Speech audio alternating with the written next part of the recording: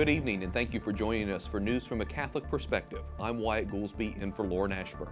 President Trump backs legislation that would limit legal immigration.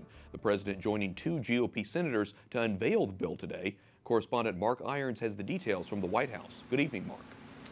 Good evening, Wyatt. GOP leaders show no sign of wanting to vote on immigration this year, and Democrats are quickly dismissing the bill. But supporters say it would raise wages and create jobs. And the president says it's another promise he's making good on. As a candidate, I campaigned on creating a merit-based immigration system that protects U.S. workers and taxpayers, and that is why we are here today, merit-based. President Trump is embracing a bill that would create an immigration system based more on merit and skills rather than family ties. Its sponsors are Senator David Perdue of Georgia and Senator Tom Cotton of Arkansas. Cotton calls the current system a disaster. Our legal immigration system should accomplish two main goals. One, it should help American workers get a decent pay raise and have a higher standard of living. And two, it should help promote economic growth, make America more competitive in the world.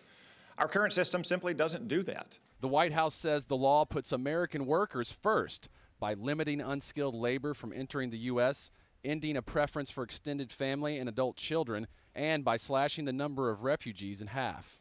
But the Senate has largely ignored the measure, first introduced in February. No lawmakers have signed on as co-sponsors, and Democrats say cutting legal immigration doesn't make sense. The U.S. Catholic Conference of Bishops supports comprehensive immigration reform. The bishops say their concern is the impact policies will have on immigrant families and vulnerable individuals living in the country. This bill has some support in the Senate. I reached out to Senator Marco Rubio of Florida, who says he supports an immigration system based on people's skills, and he's glad to see the president be open to this approach. Wyatt?